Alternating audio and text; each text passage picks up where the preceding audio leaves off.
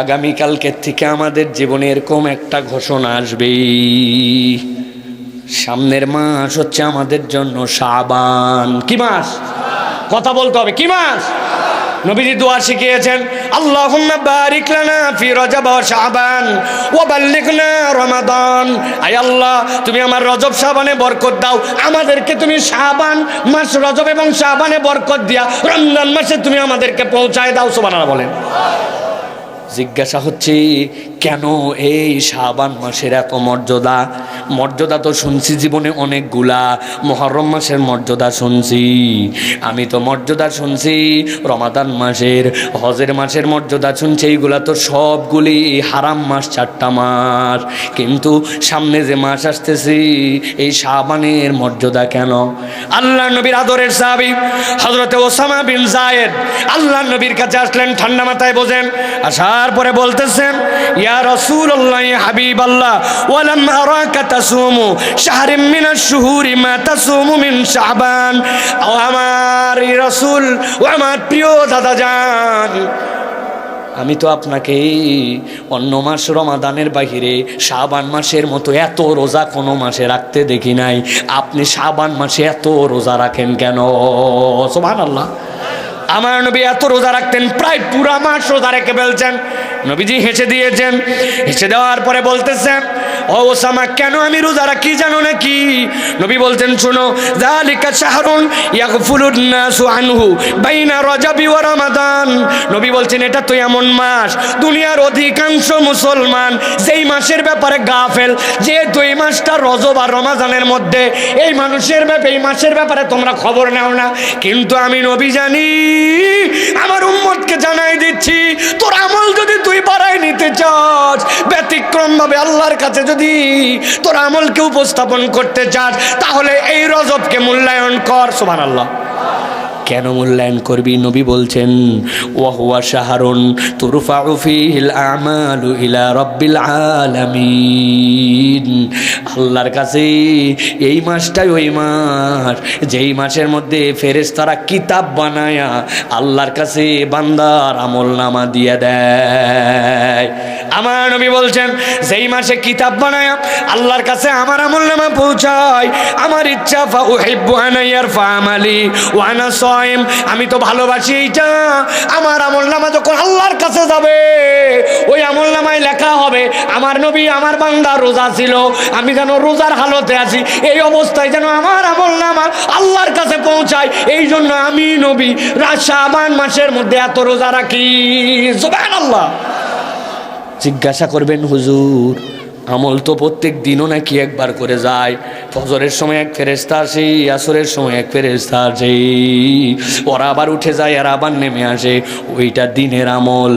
আবার মাসের মধ্যে আমলনামা আল্লাহর কাছে উপস্থাপিত হয়, সপ্তাহের আমলনামা বৃহস্পতিবারে যায়, কিন্তু পুরা বছরের যে আমলনামা আল্লাহর কাছে শাবান মাসে উপস্থাপন করা হয়। এই জন্য আমার নবী সাল্লাল্লাহু আলাইহি ওয়াসাল্লাম শাবান মাসে এত রোজা রাখতেন। এখন আমি ইমানের সাথে আল্লাহর কাছে যদি ক্ষমা পেতে চাই, আমাকে কিন্তু একটু সুযোগ নেওয়া লাগবে।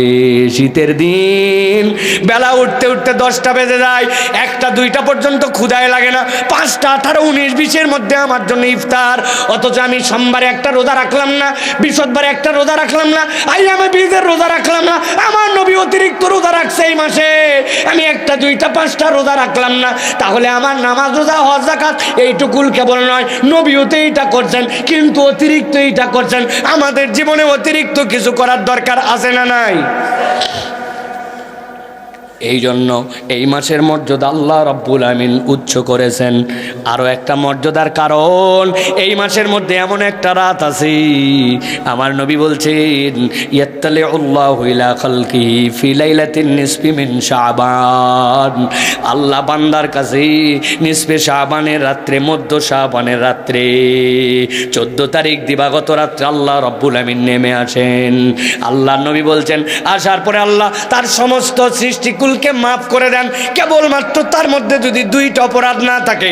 আল্লাহ নবী বলছেন ফায়াগফিরু লিজামিই খালকিহি, আল্লাহ তার সকল সৃষ্টিকে মাফ করে দেন, ইল্লা লিমুশরিকিন আও মুশাহিনিন, যদি শিরিক না থাকে আর অন্তরটার মধ্যে যদি হিংসা বিদ্বেষ না থাকে, আল্লাহ রাব্বুল আমিন সব বান্দাকে মাফ করে দেন।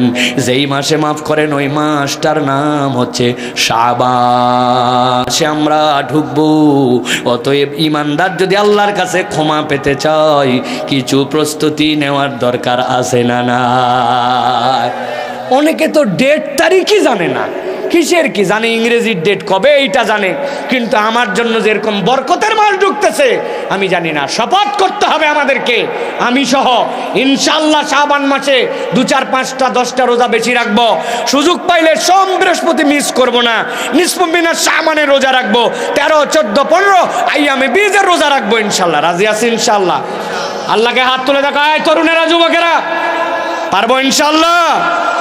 2, 4, 5টা এক্সট্রা রোজা রাখবো ইনশাল্লাহ, পারবো ইনশাল্লাহ? নিয়ত কি করব?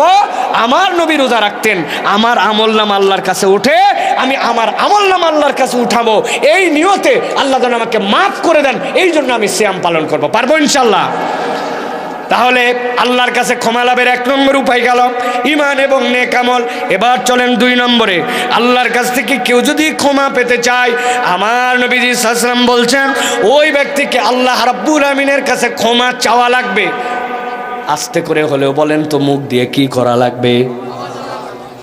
হুজুর এইটা আবার কোনো আইটেম হলো নাকি? চলেন তো দেখি কেমন আইটেম। আল্লাহ বলছেন নবী আপনি জানায় দেন, ওয়ামাই ইয়ামাল সুআন আও ইয়াজলিম নাফসাহু সুম্মা ইস্তাগফিরিল্লাহ ইয়াজিদিল্লাহ গফুরার রহিমা। আল্লাহ বলছেন তোমাদের মধ্যে যদি কেউ অপরাধ করে ফেলো অথবা যদি নিজের নফসের প্রতি জুলুম করে ফেলো, আমি আল্লাহ রাব্বুল আমিন তোমাদের জন্য বললাম সুম্মা ইস্তাগফিরিল্লাহ, এরপরে আল্লাহর কাছে তুমি ইস্তেগফার করো, ইয়াজিদিল্লাহ গফুরার রহিমা, তুই তোর আল্লাহকে গফুর পাবি, তুই তোর আল্লাহকে রাহিম পাবি। সুবহানাল্লাহ। এখন হুজুর আমাদের তো জানাই আছে গুনাহ করলে, অপরাধ করলে আল্লাহর কাছে আমাদের ইস্তেগফার করে ক্ষমা চাওয়া লাগবে জানি, কিন্তু আমরা এমনভাবে চাই, চাওয়ার সিস্টেম জানি না জন্য অনেক সময় চাওয়াটাই আল্লাহর কাছে নতুন একটা গুনাহ হয়। ইমাম সাহেব সালাম ফিরাইছে আসসালামু আলাইকুম রাহমাতুল্লাহ, বামের দিকে সালাম ফিরাইছে আসসালামু আলাইকুম রাহমাতুল্লাহ, আমি সাথে সাথে বলছি আস্তাগফিরুল্লাহ। কি পড়ছি ভাই? কি ঠিকঠাক মতো বলেন, এত গতি আপনি কোথায় পাইলেন? আস্তাগফিরুল্লাহ। এরপর হাত তুলে বলছে আসেনি নাই? আপনি আল্লাহর কাছে বলবেন আস্তাগফিরুল্লাহ। এইটুক পর্যন্ত পড়ার আমার সময় নাই, ঠিক না? আরে আমলনামার দিকে তাকান, সকাল থেকে চোখের গুনার দিকে তাকান, মোবাইলের গুনার দিকে তাকান, বাথরুমের গুনার দিকে তাকান, একা ঘরের মধ্যে যেই গুনাহ করছেন গুনার দিকে তাকান, আল ঠেলার গুনার দিকে তাকান, বান্দার হক নষ্ট করার গুনার দিকে তাকান, নামাজ নষ্ট করার গুনার দিকে তাকান, বেপরদাগিরির গুনার দিকে তাকান, দাড়ি কাটার গুনার দিকে তাকান। আর আপনি আমি পড়তেছি আস্তাগফিরুল্লাহ। এইটা যে একটা আল্লাহর কাছে নতুন করে একটা বেয়াদবি, এইটা বুঝি নাই। 2টা উদাহরণ দেই, দেখেন তো আপনারা এই লোকটাকে কি বলবেন? আপনার এলাকার এক লোক তার বাচ্চাকে ভুল করে থানার মধ্যে ধরে নিয়ে গেছে, ওসি সাহেব এখন পর্যন্ত চালান করে নাই থানায়। অপরাধ কি? কোনো অপরাধ না, বাপের নাম ভিন্ন, বেটার নাম এক, আছে না নাই? একজনের নাম শহীদুল ইসলাম, একজনের নাম আব্দুল গফফার, কিন্তু 2 জনের ছেলেরই নাম হচ্ছে লিটন। আসেনি ভাই? লিটন তো বিরাট ইসলামিক নাম, ঠিক না? যাই হোক, তারপরেও লিটন ইসলাম, মুহাম্মদ লিটন হোসেন, আল্লাহর ফেরেশতা পর্যন্ত বলতে পারবে না মুহাম্মদ লিটন হোসেনের মানে কি, কারণ ফেরেশতাদের তো লিটন মানে জানাই নাই। প্রিয় ভাইয়েরা, যাই হোক, এখন ধরে নিয়ে গেছে উনারে, যেই লোকের বাচ্চারে ধরে নিয়ে গেছে উনি উনার ন্যাশনাল আইডি কার্ড নিয়ে গেছে। ভাই এই দেখেন, আপনি যারটার ধরার কথা তার ছেলে না, এটা আমার ছেলে। উনি নিয়ে থানায় গেছে, ওসির সাথে দেখা করবে, বলছে বাইরে সিরিয়ালে বসেন, ওসি সাহেব আপনাকে ডাকলে আসবেন। গভীর মনোযোগে খেয়াল করেন, ওসি সাহেবের ঘরের মধ্যে উনি ঢুকছে, ঢোকার পরে উনি ওনার ন্যাশনাল আইডি কার্ড দেখা বলছে, এই হচ্ছে আমার ন্যাশনাল আইডি কার্ড, আমার নাম আব্দুল গফুর, আমার ছেলের নাম কিন্তু লিটন, কিন্তু আপনি ভুল করে জড়িয়েছেন, তাড়াতাড়ি আমার বেটাকে রিলিজ করেন। গেলাম, পুলিশ বলছে বাপে কো ধর আগে, কে সব ব্যাককল কি হর হর করে বলতে হচ্ছে এই জায়গায়, কথা ঠিক কিনা? বলে বেয়াদব কোথাকার, অফিসে এসে কেমন করে কথা বলতে হয় তাই শিখে নাই। আপনার এলাকার এক মুরব্বী, বয়স 70, ওনার লাগবে একটা বয়স্ক ভাতার সার্টিফিকেট, চেয়ারম্যান সাহেব সেটার মধ্যে খালি সই করে দিবে। আপনি গেছেন চেয়ারম্যানের পরিষদে, যাওয়ার পরে সচিব বলছে ভিতরে লোক আছে বাইরে হোক, তারপরে আব্দুল গফুর চাচা আপনি যাইয়েন, যাওয়ার পরে আপনি দেখা করেন। ওই লোক গেছে, চেয়ারম্যানের কোনো ক্ষমতাই নাই, খালি একটু সই করতে পারে, তাই কি দাপট, বাপ রে বাপ। উনি গেছে, আব্দুল গফুর চাচা আছেন, আপনার সাথে চেয়ারম্যান কথা বলবে, ভিতরে ঢুকছে, ঢুকে বলে আসসালামু আলাইকুম চেয়ারম্যান সাহেব, আমার বাড়ি কিন্তু উত্তরপাড়া, আমার বাপের নাম আব্দুল কালাম, আমি গফুর, বয়স 70 গেছে, তুমি কিন্তু আমার জন্য একটা বয়স্ক ভাতার সার্টিফিকেট দেবে। গেলাম, বলছে পাগলা করতে গেছে, তোমার বয়স্ক ভাতা লাগবে না, তুমি ম্যাড ভাতার সার্টিফিকেট নাও। কেমন করে চেয়ারম্যানের সাথে কথা বলতে হয় এইটাই শেখো নাই, ব্যাককল কোথাকার, ঠিক কিনা? তাহলে এক চেয়ারম্যানের ছোট্ট একটু এক বয়স্ক ভাতার সার্টিফিকেটের জন্য আদবের সাথে না গেলে এরকম বলে। ওসি সাহেবের কি আর ক্ষমতা, ভুল করে নিয়ে আসছে, কাগজ প্রুফ করতে পারলে ওর বাপ ছাড়তে বাধ্য হবে, কিন্তু তার সাথে আপনার কথার অ্যাপ্রোচ ঠিক না হলে ওসি বেজার হয়ে যায়। আমার সারা জীবনের গুনাহ খাতা আমার রবের সামনে হাজির হয়ে গেছি, আমার টাইম নাই, টাইম নাই, আস্তাগফিরুল্লাহ, আস্তাগফিরুল্লাহ, আস্তাগফিরুল্লাহ এমনভাবে বলছি, এইটা বলাটাই একটা বেয়াদবি। কোনদিন আধা ঘন্টা আল্লাহর কাছে হাত তুলি নাই, এক সিজদার মধ্যে 5 মিনিট হেলে হেলে চোখ দিয়ে পানি বার করে আল্লাহকে বলছি, আল্লাহুম্মা যালামতু নাফসি যুলমান কাসীরা, আল্লাহ তুই ছাড়া কেউ মাফ করতে পারে না, আমার আমলনামায় ছোট গুনাহ আছে, বড় গুনাহ আছে, জানা গুনাহ আছে, অজানা গুনাহ আছে, এমন গুনাহ আছে আল্লাহ যেটা আমি ভুলে গেছি। আল্লাহর কাছে সিজদায় পড়ছে না পড়ছে মাথা উঠাই না, 5 মিনিট করে এক একটা সিজদা, আধা ঘন্টা হাত তুলে আল্লাহর কাছে দোয়া। হাত তুলতে বলবো না, হুজুর সহ ফাঁসে যাবে। পুরা লাইফে এক দোয়ায় আধা ঘন্টা গেছে, এক সিজদায় 15 মিনিট গেছে, হায়াত 70 হয়ে গেছে, লোক খুঁজে পাওয়া যাবে না। রাগ হচ্ছেন ভাই? ভালো করে বুঝেন তাহলে ইস্তেগফার কাকে বলে, আল্লাহর কাছে ক্ষমা চাওয়া কাকে বলে। আপনি হুজুরকে কন্ট্রাক্টর বানাইছেন, হুজুর আমার জন্য দোয়া করবেন, চাওয়া জায়েজ, কিন্তু হুজুর তো আপনার মনের কথা বুঝবে না। আপনার বাচ্চাটা মানুষের মতো মানুষ হয় না, আপনার ছোট ভাইটাকে বড় আলেম হিসেবে দেখতে চান, আপনার ভাগ্যটা পরিবর্তন করতে চান, কিন্তু আপনার ছেলের জন্য আধা ঘন্টা আল্লাহর কাছে কান্নাকাটি করে জীবনে দোয়া করেন নাই।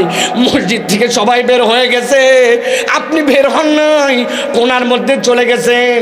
আসরের পরের থেকে মাগরিব, জোহরের পরের থেকে কিছু সময় আপনি আল্লাহর কাছে চাইতে শুরু করছেন, ফজরের পরে তড়াক করে বের হন নাই, একটু অপেক্ষা করছেন সূর্যোদয় পর্যন্ত, সব দিন পারেন নাই, 1 দিন 2 দিন, মাসে 2-4 দিন আল্লাহর কাছে ক্ষমা চাইছেন একান্তভাবে। আল্লাহ বলছেন সুম্মা আস্তাগফিরুল্লাহ, এইটার নাম ইস্তেগফার বান্দা। তুই যদি চাওয়ার মতো চাইতে পারিস, দেনেওয়ালা রেডি আছে, কিন্তু আমার হাতে সময় নাই। এই জন্য আমি বিষয়টা সহজ, কিন্তু এইটা আপনার জন্য উপস্থাপন করলাম। ক্ষমা চাইতে হবে চাওয়ার মতো করে, ঠিক নি বাবা? পারবো তো ইনশাআল্লাহ? একটু হিসাব করি আমরা, একটু হিসাব করি। জীবন তো অনেক বয়ে গেল, শেষ হওয়ার পথে, সকলের চুলদারিতে পাক ধরে গেছে, বয়স পার হয়ে যাচ্ছে, সময় ক্ষয়ে চলে যাচ্ছে, কোন দিন ডাক চলে আসবে, কিন্তু আল্লাহর কাছে এখন পর্যন্ত ক্ষমা চাওয়ার মতো একটু চাইতে পারলাম না। 3 নম্বরে কথা সংক্ষেপ করে দেয়, রাত দীর্ঘ হচ্ছে, খেয়াল করেন। কেউ যদি আল্লাহর কাছে ক্ষমা পেতে চায়, ক্ষমা লাভের 3 নম্বর উপায় সকলে জানেন। এখানে আল্লাহ বলছেন, নবী জানাই দেন, ক্ষমা লাভের উপায় হচ্ছে তার জন্য তওবা।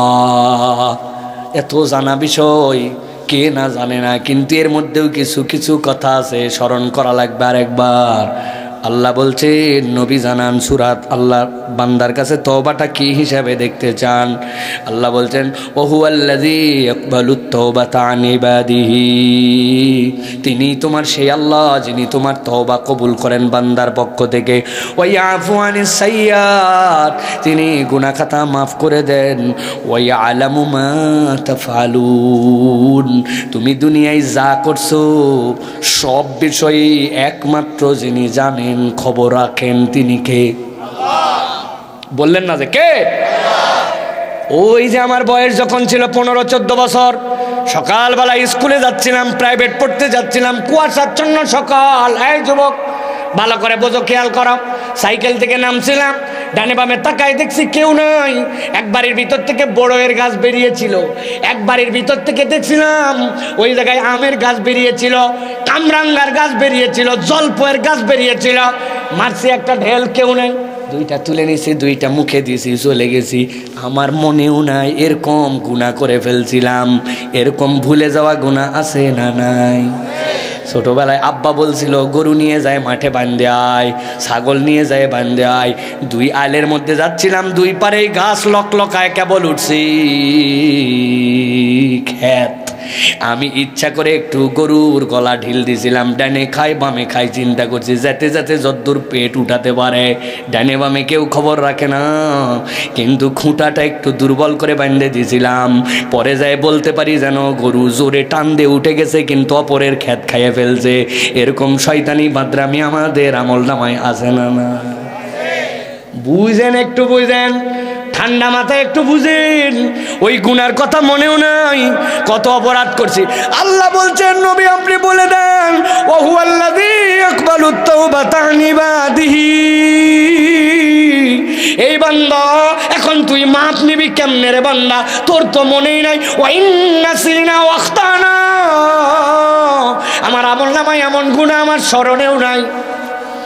আল্লাহ বলছেন আল্লাহর কাছে ফেরত আয়। তওবা মানে ফেরত আসা।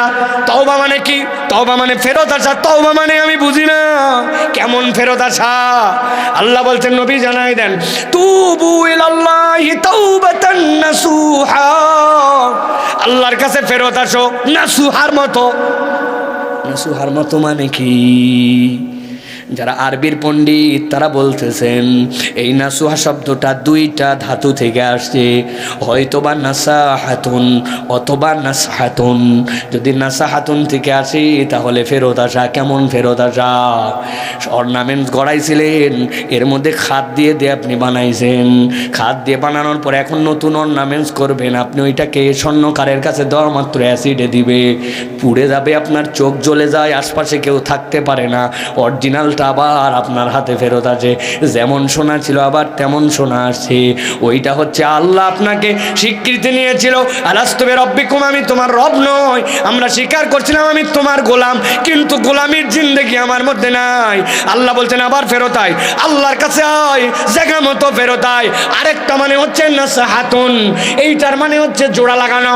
আপনাদের এলাকায় যদি কোনো পরিবারে নাতি হবে নাতনি হবে এই খবর হয়, তাহলে নানা নানি দাদা দাদির কিছু চিন্তা ভাবনা প্রস্তুতি অনেক সময় আসে না নাই? নানির প্রস্তুতি সবচেয়ে বেশি। নানি কি করে? অন্তত বাচ্চার জন্য কয়েকটা কাঁথা বানায়। কি কথা বলেন না যায়? কি দিয়ে কাঁথা বানায় গো চাচা? পুরাতন শাড়ি, পুরাতন লুঙ্গি, পুরাতন চাদর, বাড়িতে যেইগুলো একবারে বাতিলের পর্যায়ে পৌঁছায় গেছে, নেওয়ার পরে টর্চর করে শাড়ি চিরে ফেলে, হাত দিয়ে টান দিলে চিরে যায়। লুঙ্গির সিলাই ওইটা যদি কাঁথার মধ্যে যায়, কাঁথার মধ্যে বাচ্চা কষ্ট পাবে, করকর করে টান দিয়ে লুঙ্গির সিলাই ফালায় দেয়, ঠিক কিনা? এরপরে সুন্দর করে দিছে নিচে শাড়ি, তার উপরে দিছে আবার একটা চাদর পসা, এর উপরে দিছে আপনার লুঙ্গি, বড় বড় ফোঁড় দিয়ে দিয়ে দিয়ে সুন্দর করে আগে আটকায় নিছে। এরপরে সোনামুখী সুই দিয়া, লাল নীল হলুদ সুতা দিয়ে ছোট ছোট ছোট ফোঁড় দিয়া সেলাই করে যেই না রেডি। 6 মাস বাচ্চা হাগে মতে ধোই প্রত্যেক দিন, বাপের বেটার ক্ষমতা নাই টান দিয়া ছিড়বে। কথা বললেন না রে? আল্লাহ বলছেন তুবু ইলাল্লাহি তাওবাতান নাসুহা, বান্দা তোর সম্পর্ক ছিঁড়ে গেছিল আল্লাহর সাথে, কিন্তু আল্লাহ ছাড়া তো তোর যাওয়ার জায়গা নাই। কবরে যাওয়ার পরে আল্লাহর সামনে মুখোমুখি হতে হবে, কিসের পণ্ডিতি নিয়ে ঘুরিস রে ভাই তুই? একটু দামি প্যান্ট পরছো, দামি জুতা পরছো, হাতের মোবাইল স্টাইলিশ হয়ে গেছে, মনে করছো কবরে যাওয়া লাগবে না। আল্লাহ বলছেন যাওয়া যদি লাগে তাহলে সম্পর্কটা জোড়া লাগাও। আল্লাহ বলছেন তওবা হচ্ছে সম্পর্ক জোড়া লাগায়। আল্লাহর কাছে শপথ কর, অতীতে ভুল করছিলাম, সামনে আর করব না। ওইটা কোনো লোক দেখানো তওবা নয়, রাজনৈতিক লিডারদের মতো তওবা নয়। ভোট এসে গেছে, এখন বলছে এবার খালি নির্বাচিত করে দেখেন, সামনে আবার বাঁশ দিব, ওইটা বলে নাই। কথা বলেন ঠিক কিনা? তুমি কত বড় মিথ্যুক প্রতিশ্রুতিশীল, এটা তোমার রাস্তাঘাটের উন্নয়ন দেখে আমরা বুঝে ফেলাইছি, ঠিক কিনা? 2 নম্বর ওটা তাহলে লোক দেখানো তওবা। আপনি বিড়ি খেয়ে ধরা পড়ছেন, বাপের কাছে বলছে আর জীবনে খাবো না, তার মানে এখন বাঁচার জন্য তওবাটা দিল থেকে হয় নাই। আল্লাহ বলছেন দিল থেকে তওবা করে ফেরত হয়, ভবিষ্যতে করবি নাই প্রতিশ্রুতি দে। আমি আল্লাহ বলছি আমি তোর তওবা কবুলই কেবল করি না, আমি তোরে মাফ করে দেই। সুবহানাল্লাহ। আল্লাহর কাছে তওবা করার দরকার আছে না নাই? এশার নামাজ না পড়ে আসছিলাম, আল্লাহ বাসালে ফজর পড়বো না, এটা কি তওবা? মুখ দিয়ে ইচ্ছা মতো মিথ্যা কথা বলি, আমার মুখ আমি যেমনি ইচ্ছা তেমনি বলি, এটার নাম কি তওবা? সাইরির স্টলে বসলে, বিভিন্ন জায়গায় বসলে গিবত গিল্লা করি, এটা কি তওবা? মানুষের পিছনে খালি কিলিক লাগায়, একজনের মধ্যে আরেকজনের কেমনে গন্ডগোল বাঁধবে, আমার মুখ ছুটলেই কেবল এই টার্গেটে চলাফেরা করি, এইটা কি কোনো মুসলমানের গুণ হতে পারে? কিন্তু আপনাদের এরকম লোক আছে না নাই? আছে না? আহারে এমন ক্লিক দেওয়া দেয়, কই আপনার মতো লোক বলে এই মহিলার সংসার করতেছেন, আপনার কপালে কি আল্লাহ কম মহিলা রাখছে? বাদ দেন এই ঝামেলারে। একটা জাতটা সংসারকে ক্লিক মারে শেষ করে। মহিলার কাছে আর বান্ধবী এসে বলছে আল্লাহ তোর যে রূপ দিছে, যে গুণ দিছে, এইরকম ভক্কচক্কর লোক তোর জন্য কত পুরুষ, বাপরে বল তালাকনামা পাঠা। ক্লিক দেয় শয়তান, আস্থা শয়তান, আছে কি নাই? এই যে মানুষের সাথে মুখের অপব্যবহার করতেছি, ইচ্ছা মতো আমি আমার আচরণ করতেছি, এইটা কোনো মুসলমানের তবিয়ত হতে পারে না। ও দাউদকান্দি ব্রিজের ওখানে জ্যাম বাজছে, আস্তে করে বাসের মধ্যে আছে, জানলার পাশে ওর সিট, পাশে একটা ইজি বাইক আর একটা সিএনজি আলার মধ্যে কি নিয়ে জানি খাসাখাসি দিয়ে গন্ডগোল, একজন আরেকজনকে চিল্লাচ্ছে, চিল্লি। এই লোক জানলার পাশে বসে খালি দেখতেছে, অনেকক্ষণ দেখে দেখে চিন্তা করছে ও ঠেকাতেও পারে না, কিছুই করতে পারে না, একটু পরে তো জাম ছুটলেই চলে যাবে।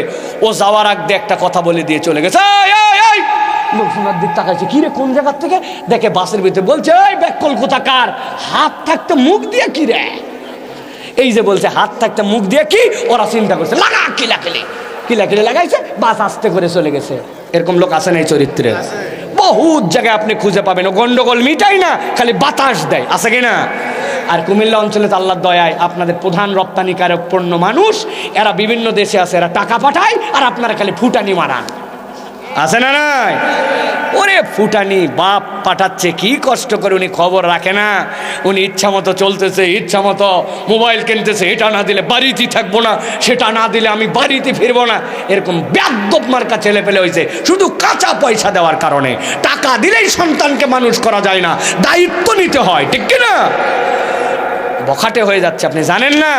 আপনি মনে করছেন একটু বিড়ি খায় না, বহু আগে বিড়ি খাওয়া বাদ দিছ, বিড়ির মতো দেখতে কিন্তু ভিতরে মাল ভরা খায়। ও বলছে দোস্ত ভিতরেরটা ফালা, আমি আসতেছি। উনি মোটর সাইকেলে ব্রম ব্রম করে টান দিয়ে যায়, এক পুরি আনছে, কুচকুচ করে কাটে ভিতরে ঢুকায়, বলছে টাইনে দেখ, এক টানেতে যেমন তেমন, 2 টানেতে রাজা। কুমিল্লা অঞ্চলে উহার নাম আহা বাবা, এ নতুন শুনলাম আমি, আবার আমি জানতাম গাঁজা। আহা, আপনি জানেন না ভাই, আপনি বিদেশে কামাই করে ফাটাই ফেলতেছেন, মনে করতেছেন জমি করে ফেললাম, ব্যাংক ব্যালেন্স করে ফেললাম, কিন্তু আপনার জাহান্নামও যে করে ফেলছেন এইটা আপনি বুঝেন নাই। আপনার ছেলে এলাকার খাটাসের নম্বর খাটাস, ঠিক না? নামাজ পড়ে না, মুরব্বীদেরকে সম্মান দেয় না, গাঁজাখোরদের সাথে ঘোরে, বাবাখোরদের সাথে ঘোরে, আড্ডা মারে, ফালতু নম্বর 1। মানুষ সামনে বলে না, পিছনে বলে বেয়াদ্দপের বেয়াদ্দপ, ঠিক না? ওর চুল কাটা বেয়াদ্দপ, হাঁটা বেয়াদ্দপ, বাইক চালানো বেয়াদ্দপ, ওর শার্ট বেয়াদ্দপ, প্যান্ট বেয়াদ্দপ, ওর আচরণ বেয়াদ্দপ, ওর দাড়ি বেয়াদ্দপ, ঠিক না? রাগ হচ্ছেন আপনারা? আপনারা এই কথা বলবেন না তো, কারণ আমি এই জায়গায় আসছি, আবার 5 বছরে আসতে পারবো কি পারবো না, আমি যেটা চোখে পড়ছে সেটা বলে দিয়ে গেলাম। মোড়ের মধ্যে দাঁড়ায় যেইগুলো দেখলাম, যে গেট আপ সেট আপ, এটা কোনো মুসলমানের গেট আপ সেট আপ হতে পারে না। মুসলমানের গেট আপ সেট আপ এরকম হতে পারে না। তোর এদিক নাই উদিক নাই, মধ্যে দিয়ে মুসা, ব্যাপার কি রে, ব্যাপার কি? ইয়ার কি মারো, ইসলাম নিয়ে তামাশা করো? আল্লাহ নবী বলছেন কাজা করা হারাম। তোমার এদিক চুল কাটা ওদিক চুল কাটা তুমি কি স্টাইল মনে করছো? এইটা তো কুত্তার লেজের মতো তোমার চুল। আরে কিসের ঠিক না বুঝে ঠিক বলতেছেন। আমার এলাকায় এক কুত্তার ডায়রিয়া হয়েছিল, স্যার স্যার করে হাইগে দিচ্ছে, একবারে রাস্তাঘাট মাখায় লেজ ভিজে গেছে একবারে। কুত্তার ডায়রিয়া হওয়ার পরে দেখি খোকসার পাতা খায়, ঘাস কামড়ায় কামড়ায় নিজে নিজে খায়, ঠিক না? একদিনের মধ্যে পেট ঠিক হয়ে গেছে, কিন্তু ওই কি সহসও কাজ করতে পারে? অত লেজ গেদা, পরের দিন উঠছে রোদ, কুত্তার লেজ পুরা রোদের মধ্যে শুকায় গু লেগে আছে, লোমগুলা সব খাড়া খাড়া হয়ে গেছে, লেজ এরকম বেঁকা হয়েছে, এদিকে পুরা খাড়া, নিচে নাই। আমি কতকগুলার চুল কাটা দেখছি এরকম, এদিক নাই ওদিক নাই, মধ্যে দিয়ে মুসু করে দিয়া এই জায়গায় আবার টিকি বানছে। তোর স্টাইলের গুল্লি মারি, কুত্তার লেজের মতো তোর চুল। মুসলমানের সন্তান এটা কাটতে পারে না। আপনার টাকা দিয়ে কাটে, আপনার টাকা দিয়ে ফুটানি মারে, আপনার বাড়িতে থাকে, আপনি কিচ্ছু বলেন না, আপনি বাপ নামের কলঙ্ক। আলা কুল্লুকুম রাইন ওয়া কুল্লুকুম মাসউলুন আন রাইয়াতিহি। আল্লাহ জিজ্ঞাসা করবে কামাই ডলারে করছিলে না দিরহামে না রিয়ালে? এইটা না, তোমার অধীনস্থ তোমার সন্তান ছিল, এর মানুষ বানাতে পারছিলে কিনা, ঈমান দিতে পারছিলে কিনা, মুসলমানিত্ব দিতে পারছিলে কিনা, বুঝেন একটু হিসাব করেন। চলে আসেন বিদেশ থেকে, এত কামাই আপনার করা লাগবে না। এই দেশের লোক না খায় মরে যাচ্ছে না, কিন্তু আপনার সন্তান যদি মানুষ করতে না পারেন, পরিবার যদি ঠিক করতে না পারেন, আপনার মেয়ে বেহায়ার মতো ঘুরে, আপনি টাকা পাঠান আর সে বেপর্দা বেলাল্লাপনার মধ্যে ঘুরে, আপনি খবরই রাখেন না। আপনারা বলে গেছে কলেজে যাচ্ছি স্কুলে যাচ্ছে, আসলে কোন জায়গায় যায় আপনি জানেনই না। আসেনি নাই? মোবাইলে এত খরচ কোন জায়গায় করে আপনি বোঝেন না আপনি প্রিয় ভাইয়েরা। এই জন্য হিসাব করেন। তওবা মানে এইটা না যে কেবলমাত্র আল্লাহর কাছে বলে দিলাম আল্লাহ তুমি মাফ করে দাও, আস্তাগফিরুল্লাহ তুবু ইলাইহি, এইটুকু তওবা না। তওবা মানে জায়গা মতো আবার ফেরত আসা। আল্লাহ অতীতে ভুল ছিল তো, ঠিক আছে আল্লাহ সামনে আর ভুল করবো না, তোমার কাছে প্রতিশ্রুতি দিয়ে মাঠ থেকে উঠে গেলাম। রাজি আছেন? রাজি আছেন? আপনার দাড়ি নাই কেন? সমস্যা কোথায়? কি ব্যাপার চাচা? 50 বছর প্লাস বয়স, আপনার দাড়ি নাই কেন? যে রাখতে তো চাই, কিন্তু তোমার চাচি আম্মা লাইক করে না। চাচি লাইক করে না জন্য উনি মুখে দাড়ি রাখতে পারে না। করতে ভণ্ডামি পাইছেন এইটা, আপনার অন্তরের শয়তানি এইটা। পৃথিবীর কোন দেশ কোন কালচারের আদর্শ অনুযায়ী দাড়ি নয়, দাড়ি মুহাম্মাদুর রাসূলুল্লাহ সাল্লাল্লাহু আলাইহি সাল্লামের আদর্শ। বলে হুজুর বিয়ে হয়নি তো এখনো? বিয়ে ওই যে মেয়ের সাথে কথা হচ্ছে ওই আগেই বলছে ওই হুজুর মুজুর চলবে না, আর ফুকুমুকু দাড়ি চলবে না। এই জন্য বিয়ের পরে তারপরে বুঝাই টুজাই দাঁড়ায়। আমি আপনাকে মাসালা দিয়ে গেলাম, কোনো মহিলা যদি বলে দাড়িওয়ালা পছন্দ করে না, তার মানে সে পোশাক প্রকাশ্য ফিজকে সমর্থন করে, ওই মহিলাকে বিয়ে করা জায়েজ নাই, জায়েজ নাই, জায়েজ নাই। ফুজ্জারকে তুমি বিয়ে করতে পারো না, যে ইসলামের শানকে অপছন্দ করে, তুমি বিয়ে করতে পারবে না। ওকে, ফাসেক। নবী দাড়ি রাখতে বলছেন ফরজ, দাড়ি কাটা হারাম, দাড়ি বড় করে ওয়াজিব।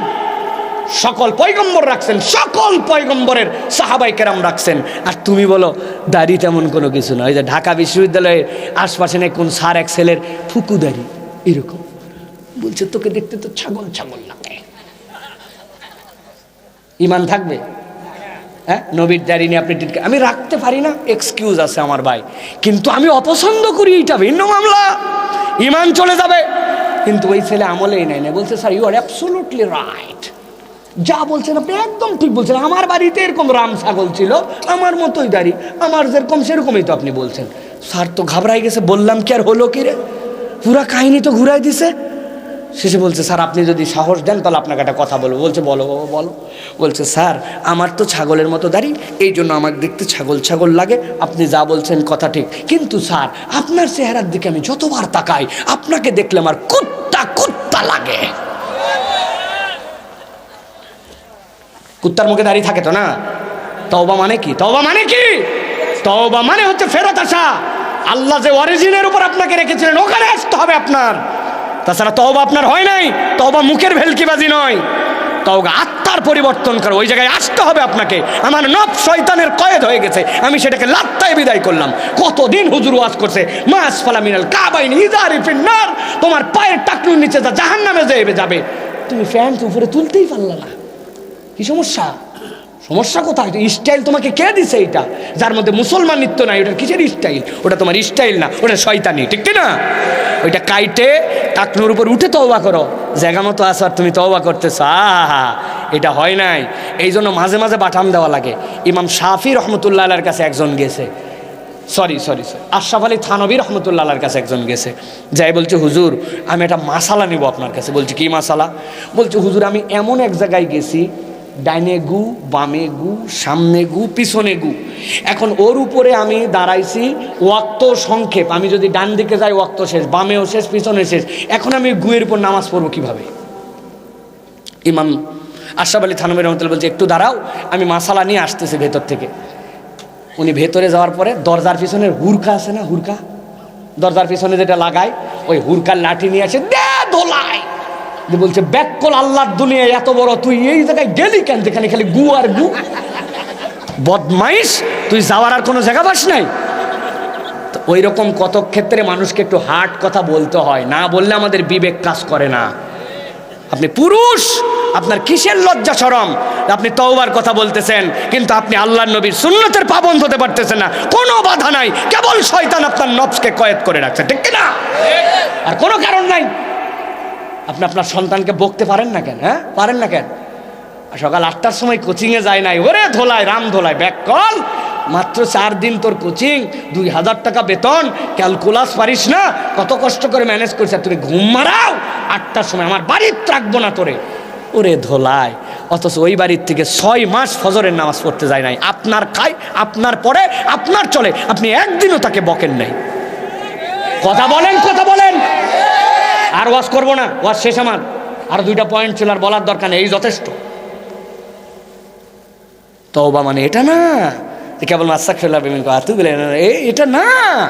তওবা মানে জায়গা মতো ফেরত আসে। আবার আপনাকে আল্লাহর কাছে প্রতিশ্রুতি দিয়ে আসতে হবে। মায়েরা, বোনেরা, 30শে রমজান পর্যন্ত আপনি কি সুন্দর হিজাবি নারী। হ্যাঁ, আপনি শ্বশুর বাড়িতে বাপের বাড়ি যাওয়ার সময় আপনার পর্দা ফুসিতে দেখে কেটা? আর আপনি ঈদের দিন বেহায়া বেলাল্লাপনার মধ্যে চলে গেলেন, বিয়ের একটা দাওয়াত পাইছেন, ওরে বাবা রে বাবা, 3 পিস। ঠিক আন্দাজি, সব কথার সাথে ঠিক বলবো না। কোথায় 3 পিস? আমি যদি কি নিচে একটা উপরে একটা, আরেক পিস কই? আরেক পিস তো দড়ির মতো ফেঁসায় গলাতে নামায় দিছে, ঠিক কিনা? কেমনে আল্লাহর কাছ থেকে তওবা করলে আপনি মনে করলেন আহা ওয়াজ শুনলাম, দান খয়রাত করলাম, সাদাকা করলাম, হয়ে গেল? সোজা না, আগে জায়গা মতো আসতে হবে। তওবা করার জায়গায় আসতে হবে, স্টেশনে ফিরতে হবে। ঢাকা যেতে হলে যদি মনে করেন স্টার লাইনে যাব, যদি মনে করেন পরিবহনে যাব, তাহলে আপনাকে দাউদকান্দি পর্যন্ত যেতে হবে। স্টার লাইন আপনার এই পর্যন্ত আসে না, ঠিক না? স্টেশনে যেতে হবে। তওবা স্টেশনের নাম, ব্যাক করেন এই জায়গায়, তারপর অন্য হিসাব। 4 নম্বরে সংক্ষেপ করে বলি, আল্লাহ বলছেন তোমাদের জীবনে একটা অটো পাস আছে। আল্লাহ রাব্বুল আমিন তোমাকে অটোমেটিক মাফ করে দিতে চান। আমি জিজ্ঞাসা করি, করোনার সময় কারা কারা অটো পাস পাইছিল? একটু হাত তোলো ভাই। বাবারে বাবা, সবাই হাত তোলার দরকার নাই, অটো পাস পেয়ে গেছে। আর আল্লাহর কাছে বারবার দোয়া করে, আল্লাহ আর করোনা কেন দিলি না? আবার করোনা হলে তো আমরা অনার্স পর্যন্ত অটো পাস পাইতাম, তাই নাকি? না, আল্লাহ বলছেন, নবী জানাই দেন, ইন্নাল্লাযীনা ইয়াখশাউনা রাব্বাহুম বিল গায়বি লাহুম মাগফিরাতুন ওয়া আজরুন কাবীর। আল্লাহ এক শ্রেণীর মানুষকে অটোমেটিক মাফ করে দিবেন। ইন্নাল্লাযীনা ইয়াখশাউনা রাব্বাহুম, দুনিয়ার বুকে যারা আল্লাহকে ভয় করে, ভয় করে কাকে? আল্লাহকে ভয় করা মানে এরকম নয়। জিজ্ঞাসা করতেছি, আপনারা কাকে ভয় করেন? কাকে ভয় করি, এর মানে ভয় করা নয়। ইয়াকশাউনা রাব্বাহুম মানে আমার আল্লাহ যা নিষেধ করেছেন সেইটা আমি করি না, ওইটার মানে ভয় করা। আল্লাহ রাব্বুল আমিন যা নিষেধ করেছেন সেখান থেকে আমি দূরে চলে আসছি, তার মানে আল্লাহকে ভয় করে। আল্লাহ চোখ দিয়ে হারাম দেখতে মানা করছেন, দেখি না। কান দিয়ে হারাম শুনতে মানা করছেন, আমি কান দিয়ে শুনি না। হাত দিয়ে হারাম ছুঁতে মানা করছেন, আমি ছুঁই না। আচরণ দিয়ে আমাকে হারাম নিষেধ করছেন, করি না। নামাজ পড়ে মুরব্বী, রোজা রাখে মুরব্বী, সকালবেলা কান্দের মধ্যে কোদাল নিয়ে মাঠে রওনা। এই চাচা এত সকালে কই যান? বলছে রোদ উঠলে কাজ করতে পারি না। যান কই? বলে বাবা একটু জমিটা সিধা করতে যাই। আসলে মুরব্বির টার্গেট ভিন্ন, ওনার সাথে যার জমি লাগানো ওই পারের জমি হলে এখনো আইল কাটে পারে নাই, উনি আইল কাটার নাম করে 4 আঙ্গুল জমি ঠেলতে চায়। এরকম মুরব্বি এলাকায় না। নামাজও কিন্তু পড়ছি, দাড়িও কিন্তু রাখছে, কিন্তু চিন্তা করছি 4 আঙ্গুল ঠেললে কি হয়। বাপ মরে যাওয়ার সময় বলছিল বোনের জমি দিয়ে দে, 2 বার হজ করছে, উমরা করছে, এখন পর্যন্ত বোনের জমি ঠিকঠাক মতো দেয় নাই।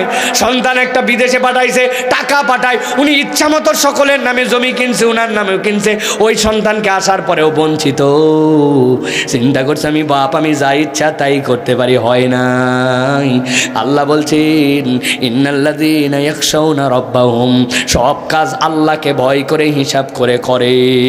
বিল গায়ব, এটার সম্পর্কটা অদৃশ্যের সাথে।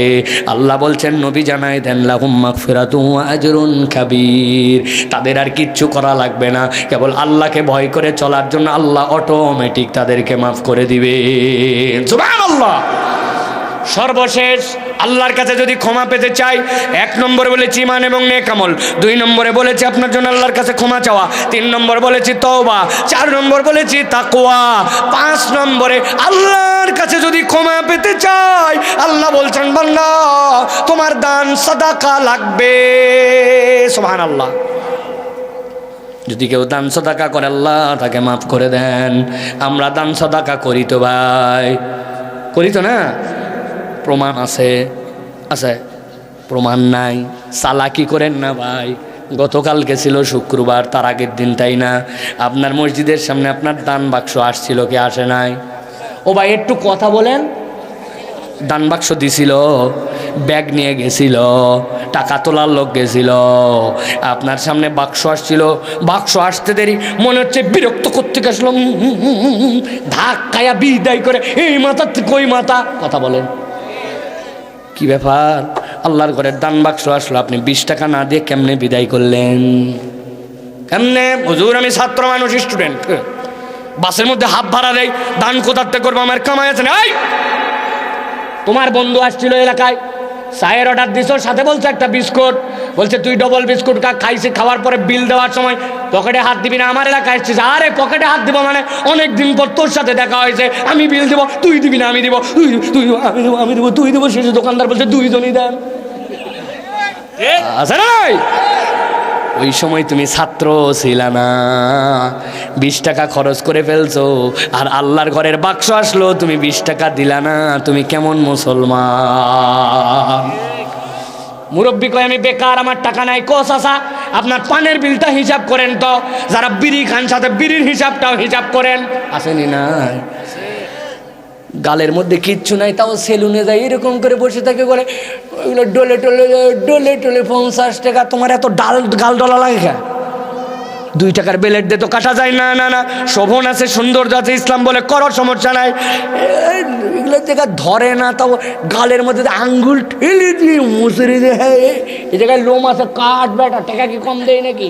মাথাটা একটু ডলে দে, মাথা ডলায় 50-60 টাকা বিল। আর মসজিদে আসলে কয় আমি বেকার, আমার কামাই নাই, 20 টাকা আল্লাহর করে দেয় না। গত জুমায় 20 টাকা যারা দেন নাই মসজিদে, তারা হাত তোলেন। এটা বাপের বেটা আছে, সত্য স্বীকার করছে,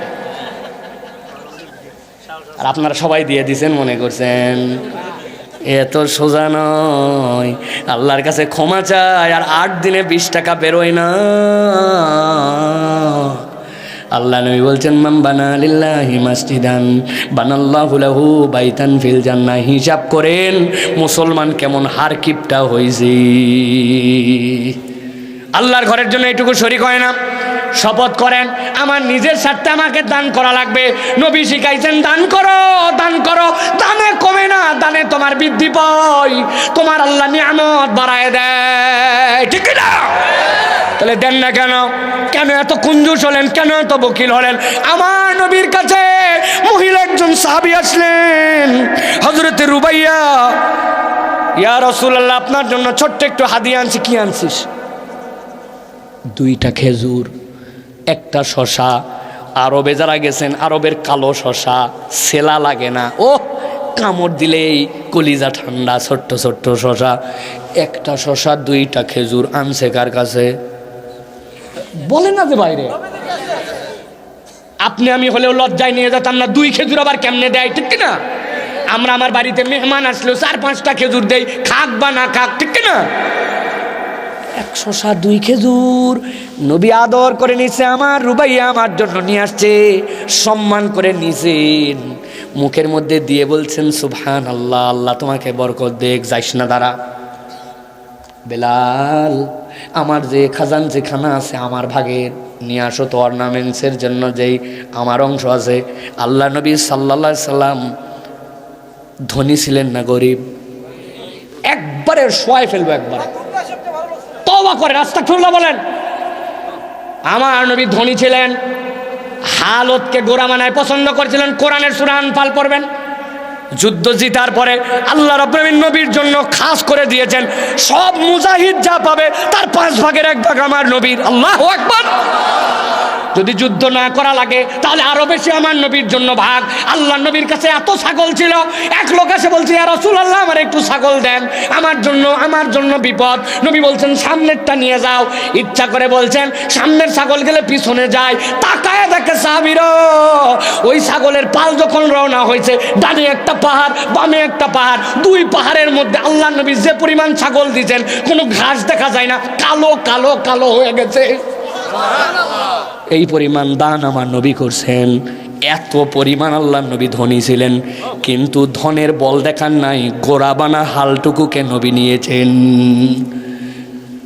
আনসার উবাইয়ার জন্য 1 মুঠ হাতের মধ্যে তুলে যা উঠছে, 1 বাটির 2 খেজুর 1 শশা পরিবর্তে দিয়ে দিয়েছেন 1 বাটি 1 থোকা সোনা দানা। আল্লাহ নবী দেখাইছেন সবচেয়ে কম দিয়ে সবচেয়ে বেশি কত দেওয়া যায়। আর তার উম্মত বগলের মধ্যে টাকা রাখতে রাখতে টাকা গন্ধ বানায় ফেলে, কিন্তু মানুষকে খুচরা নাই, এখন দেওয়ার মতো অবস্থা নাই। 2 জনকে তো দিছি, আর কত দিব? এইরকম করে করে সে দান খয়রাত করে না। আল্লাহ বলছেন জানাই দেন ওমিম্মা রাযাকনাহুম ইনফিকুন, নবী আপনি বলে দেন ওয়াসিররু কওলাকুম আও ইজহারু বিহি ইন্নাহু আলিমুম বিযাতিস সুদূর, মুখ দিয়ে প্রকাশ করো আর অন্তরে রাখো। আল্লাহ বলছেন সব খবর জানেন যিনি, তিনি কে? আল্লাহ। অতএব ওই আল্লাহর জন্য দেওয়ার মেন্টালিটি লাগবে, দেওয়ার মেন্টালিটি। আমি অনেক জায়গায় গল্প করি, এই কথা বলে আজকের শেষ কথা। খালি দেওয়াটা হাতের দেওয়াই হয় না, অনেক সময় মুখেরটাও দেওয়া হয়। এক লোকের কাছে জানে সবাই, চাইলে তারে ফেরত দেয় না, এরকম কিছু মানুষ আছে না ভাই? আল্লাহ দুনিয়ার এরকম মানুষ আছে, দিলটা এত বড় আল্লাহ তাদেরকে দিছে। শুনছে এতিমখানা আছে, শুনছে যে এখানে অভাব অনটন আছে, চিনি না জানি না কোন জায়গায়, আমার একটু সামর্থ্য আছে একটু দিয়ে দেয়, এরকম লোক আছে না?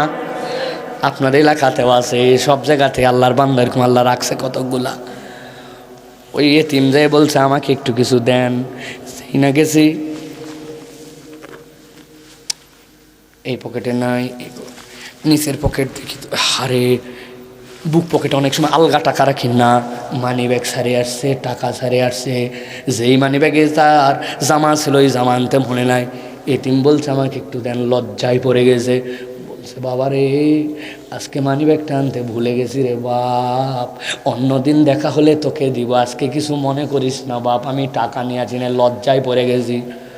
ওই ছেলেরে যেই নাই কথা বলছে, সাথে সাথে ওই ছেলে মুখের দিক তাকায় বলছে আল্লাহ আপনাকে প্রত্যেক দিন মানি ব্যাগ সারা আসার তৌফিক দেখ। ওই লোক তো ঘাবড়ায় গেছে, হায় হায় এতিম বাচ্চা আমার জন্য কি বলে রে, এইরকম রাগ করলো, এইরকম কথা বললো, চোখ ছলছল করতেছে ওই বাচ্চার। সাথে সাথে বলছে বাপরে তুই এই কি কথা বললি রে, আমি তো সত্যি আনি নাই, এর পরের দিনটা করলে তোর ডবল দিব। ওই ছেলে হাউমাউ করে কাঁদতে লাগছে, কেঁদে বলতেছে মনে করছেন মুরব্বী আমি আপনার জন্য বদদোয়া করছি? না না না, আমি দিল থেকে এই কথা বলছি। কেন বললি রে বাপ?